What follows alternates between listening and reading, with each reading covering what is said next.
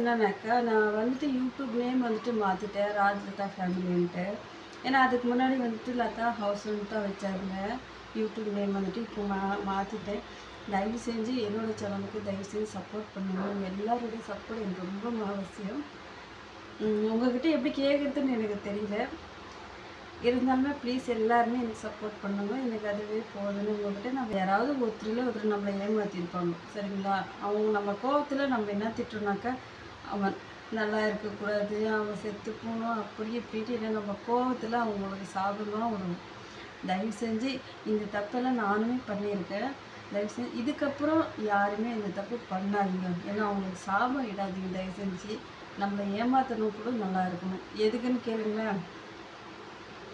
ஏன்னா அப்போ தான் அவங்க பண்ணுற தப்பு என்னான்ட்டு அவங்க வாழும் போதே புரிஞ்சுக்குவாங்க, சரிங்களா? அவங்க செத்து போனோன்னு நம்ம சாபம் இடவே கூடாது. தயவு செஞ்சு வச்சிடாதீங்க.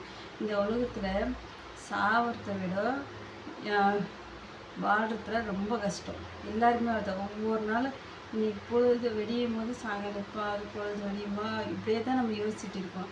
அது வாழ்கிறது ரொம்ப கஷ்டம். அதனால் சாகணுன்ட்டு யாருக்குமே சொல்லாதீங்க. அவங்க நல்லா இருக்கணும். நல்லா இருக்கும்போதே அவங்க முன்னாடி நம்மளும் நல்லா வாழ்ந்து காமிப்போம், சரிங்களா?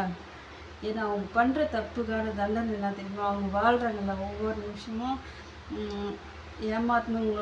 ஏமாத்திருக்காங்கல்ல, அவங்கள பற்றி யோசித்து அவங்க வாழ்கிறாங்கல்ல, அந்த தண்டனை அவங்களுக்கு அதுவே போதும்.